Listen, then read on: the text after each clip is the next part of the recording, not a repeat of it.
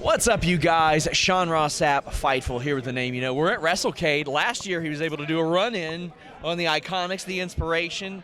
But now I got you here, and as we film this, you are minutes, hours away from facing Speedball Mike Bailey. You are a few days away from facing Bryan Danielson. Yep. You've had a breakout year as a singles wrestler in addition to tag team wrestling. How are you feeling right now? Yeah, it's cool, man. Do I look at you or to look at the camera? You can look at either one. Look I'm at your prettier. eyes. I'm prettier than that 4K if camera. If I look at the right camera, there. I see myself. What a year! Yeah, I would have never imagined 2022 would have turned out. I wouldn't have imagined any year. I mean, this is the stuff that, as a kid, I dreamed about. You know what I'm saying? Like, for the better part of a decade, I've been able to take care of my wife and daughter through professional wrestling, and being a wrestler is all I ever wanted to do. I prayed every night that I could either be WWF, WCW, or ECW world champion. None of those ever came true, but I've been able to, and this maybe be patting myself on the back, but I've been able to do something good for wrestling, all the while making a living, man. So I can't say how happy. I can't say enough how happy I am, even though I come off as a miserable prick sometimes. I love it because now you are getting, like, when people fantasy book they're like dream matches, they're putting you in singles and tag conversations. And like this weekend, I had mentioned to you, we're doing our first Fightful Awards. The first two in-ring names that got nominated were Speedball Mike Bailey, Dax Harwood. That's pretty cool. And then I saw this match was booked. I was like, that is incredible, and that's a brilliant thing for them to be like the two most standout singles guys this year that made everybody go, damn. And you're in the ring with him. How do you approach a guy like Mike Bailey compared to who you're facing this week, Wednesday, Bryan Danielson? Completely different styles. Yeah. So I still haven't met Mike Bailey yet. Wow. Yeah. Still have not met him, never face to face. We've sent a couple of tweets back and forth, but other than that, never met him before. And I remember I tweeted out a while ago, if that I might be doing a singles match, who do the fans want to see me as? Who would be interesting for Dax Harwood to face? And more often than not, it was Mike Bailey. And so when the WrestleCade guys reached out to me and asked about me doing a singles match, I initially said no because, one, I don't like doing things without Dan. But I thought there's also an opportunity that I may not get it again where I can face someone like Mike Bailey. So I'm looking forward to the match. I'm looking forward to saying hello to him and meeting him. But preparing, I don't know. There's honestly, whether we're talking kayfabe or not, I don't approach any match any different than I would. Like, all of my psychology is geared towards how would I win this match. Yeah. And then on top of that, you got to incorporate, well, you don't have to, but I like to incorporate emotion and how I'm going to emote and a reaction from the crowd. And so, I mean, he's a very distinct and unique wrestler. And so obviously I'm going to have to work to that, or work against that, which is completely different than Bryan Danielson.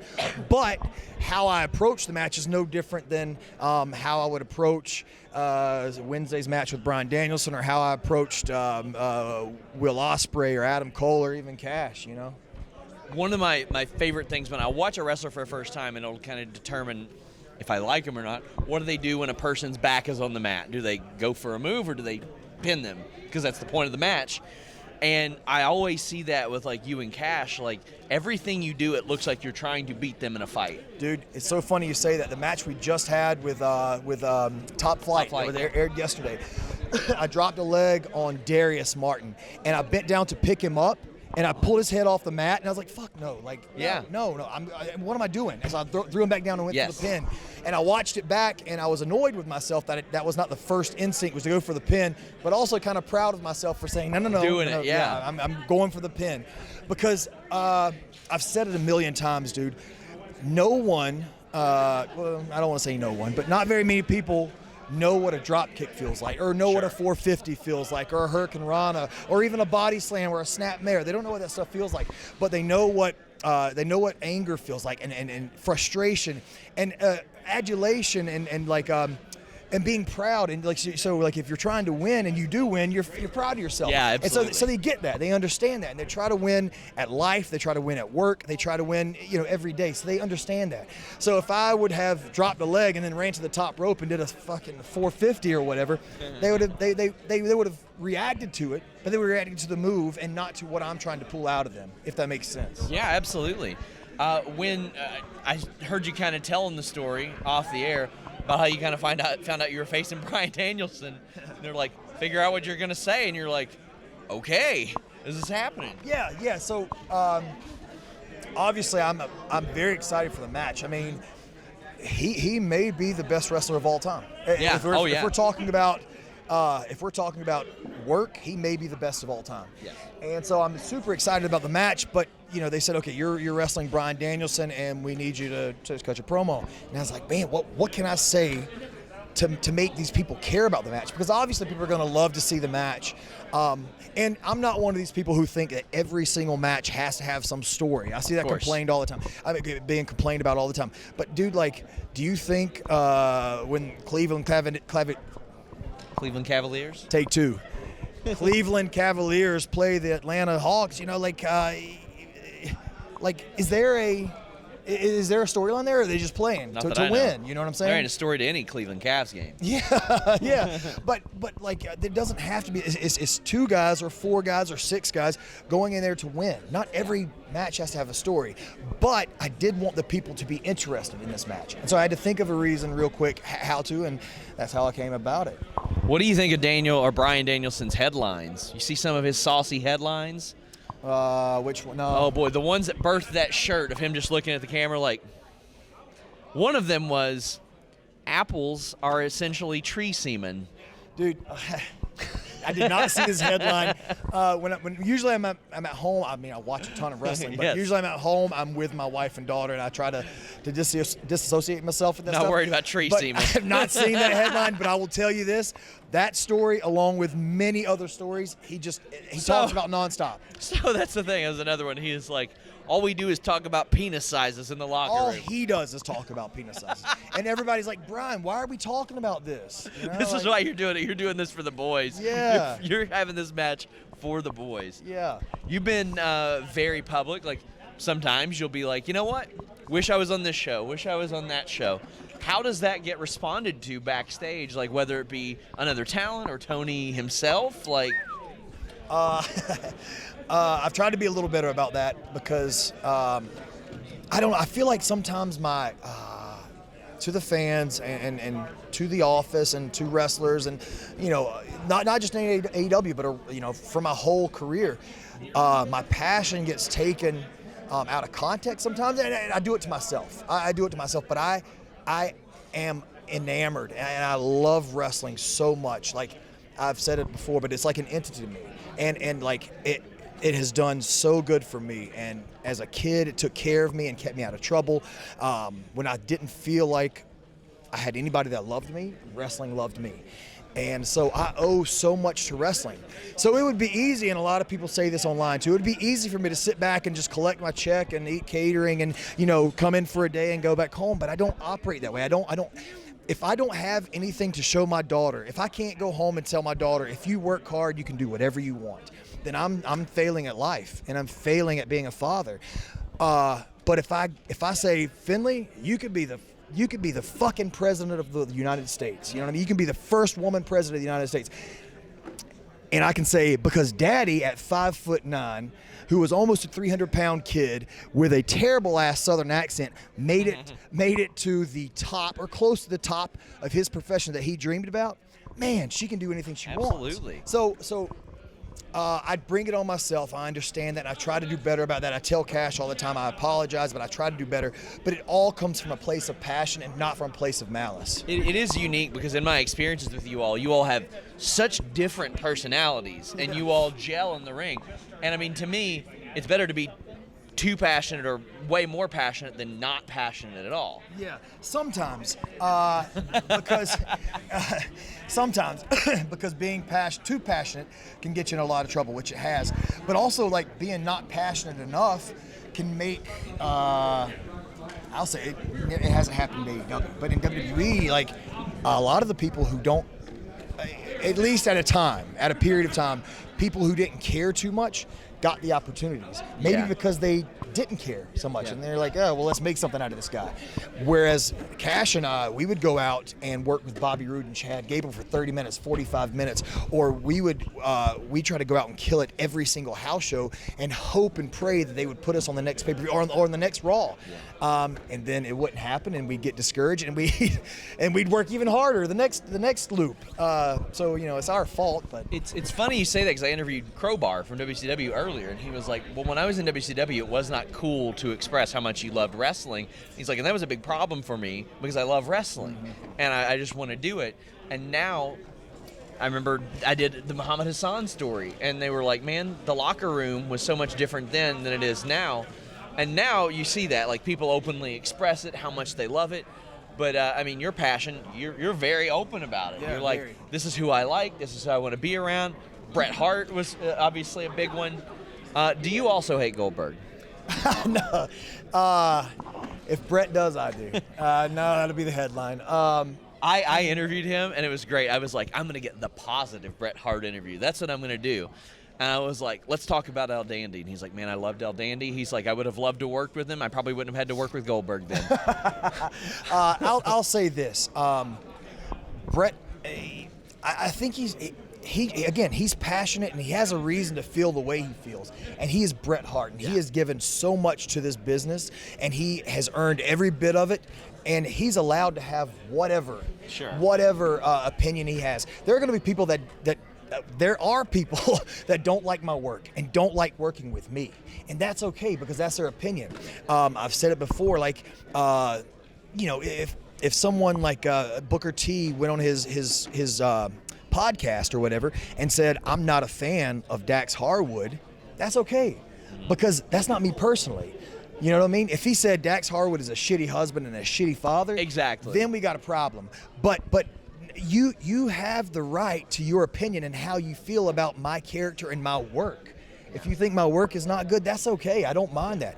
But Bret, I talked to him yesterday, and overall, he is a very positive person.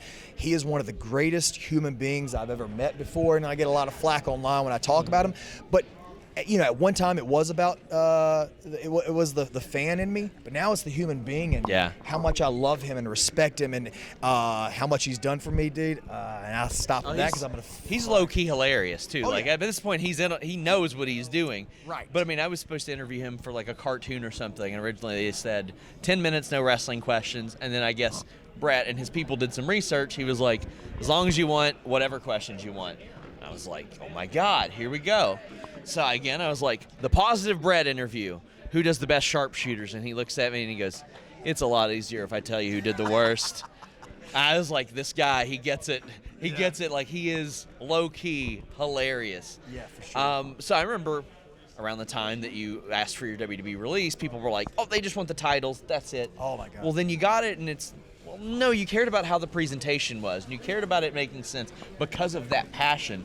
And that's something that I always respected, because a lot of people that just casually see it, they're like, well, they got all these titles. What's the big deal? They're in a program with Orton. What's the big deal? Yeah. Well, it's because you cared. Right. And again, that's my downfall, our downfall.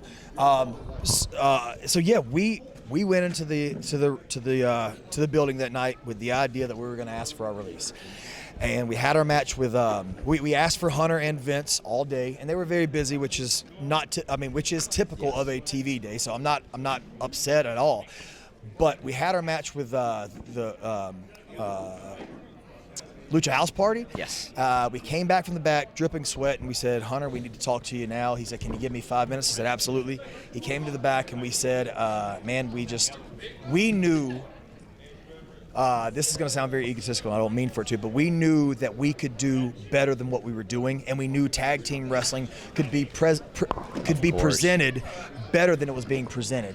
And if we were going to stay there, we would have been stuck in a rut in that previous regime. We would have been stuck in a rut and never amounted to anything.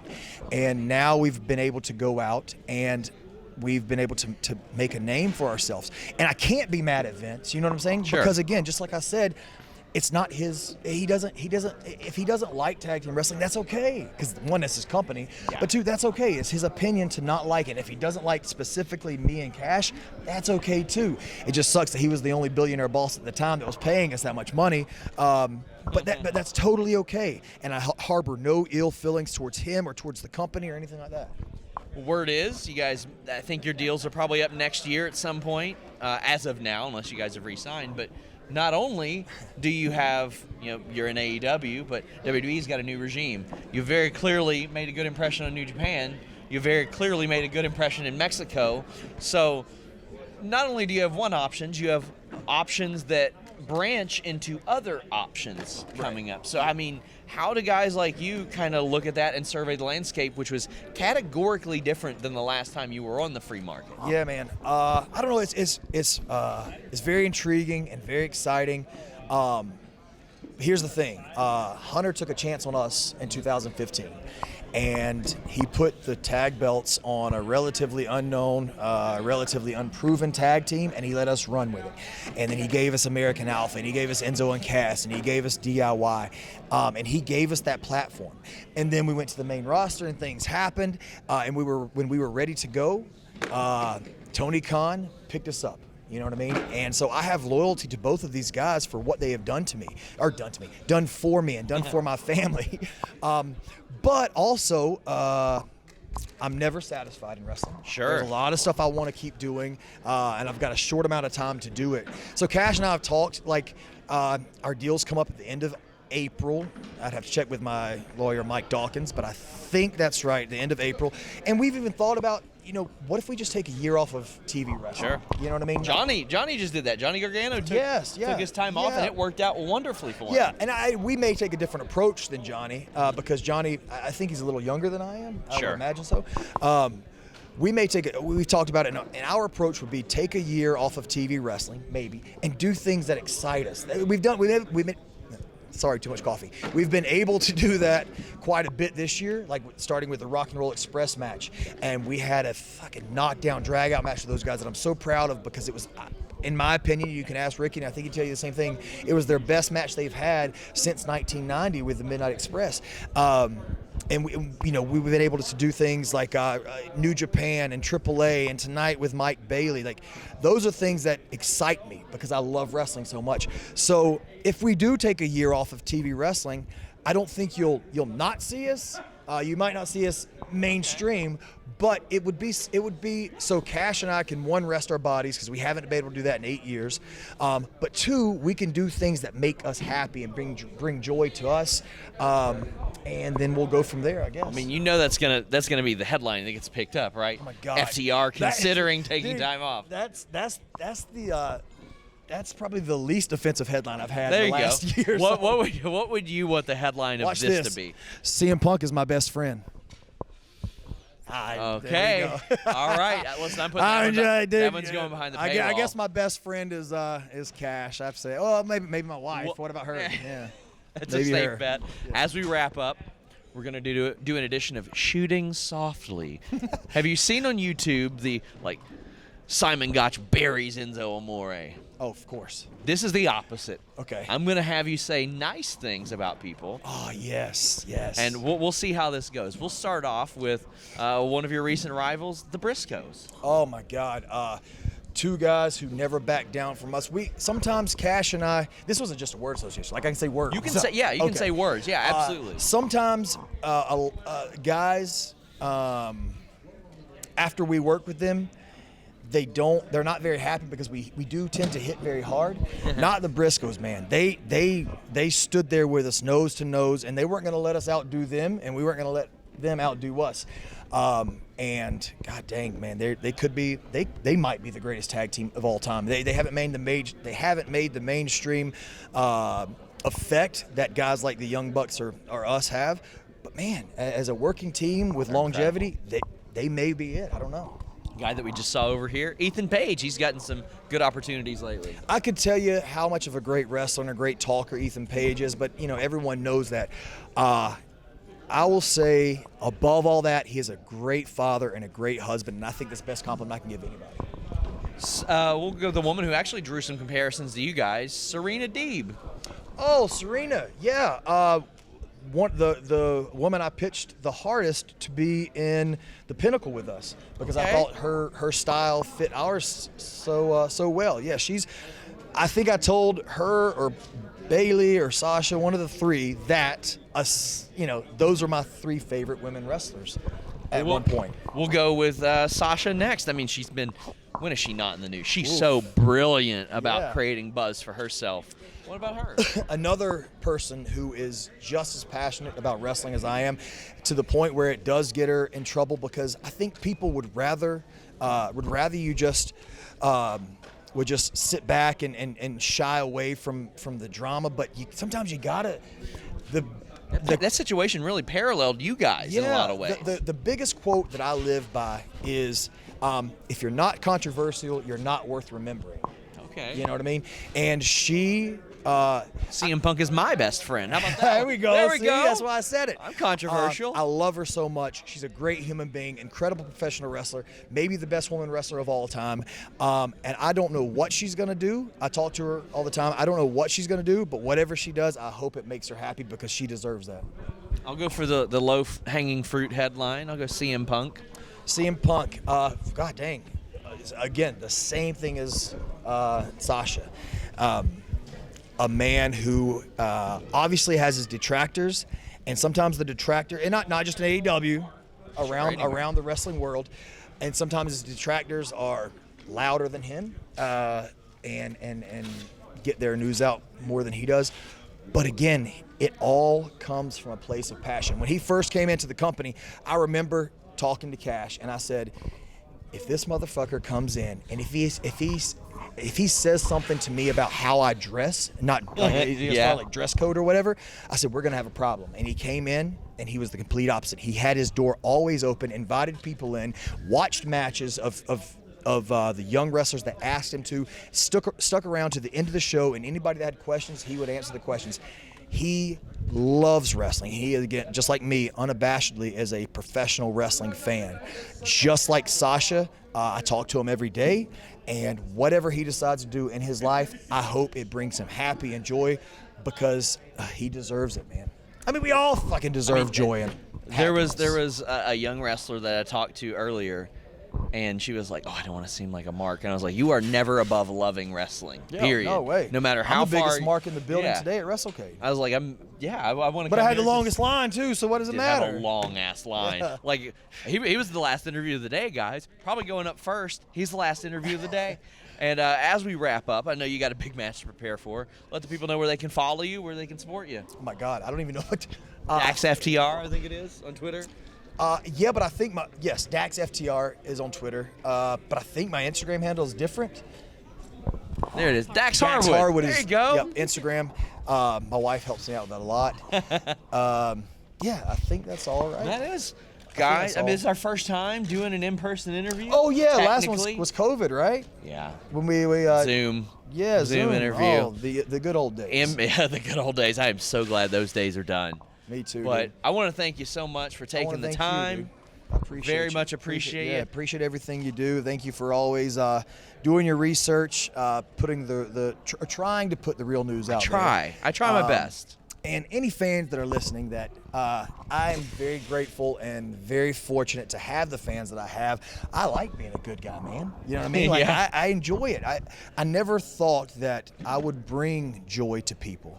By being you didn't change anything. And like, I never had that as a kid growing up. Like, I never felt that way. I never felt like I had someone to love me, except for Bret. And that's why I'm so emotionally connected to him.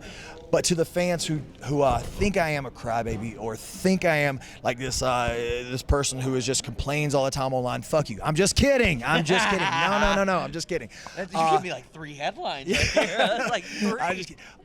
What I want to say is, you can continue to hate me, and you can continue to think that my work is boring. That's okay. You deserve that.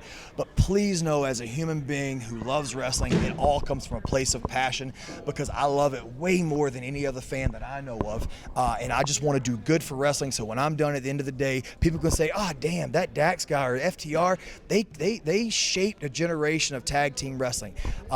And that's my biggest goals. Well, I appreciate you taking the time. Let's do this again. Let's do this. Oh, I thought we were gonna shake hands. Again We'll shake hands again. Let's do that. There again. you go. All right. Till next time. Till next time, guys. We're out. NordVPN.com/Fightful brings you the fastest VPN in the world, the ability to change your virtual location with just one click, and online threat protection that blocks you against malware, annoying pop-up ads, and so much more. And they have several tiers for you. That way you can get what you want.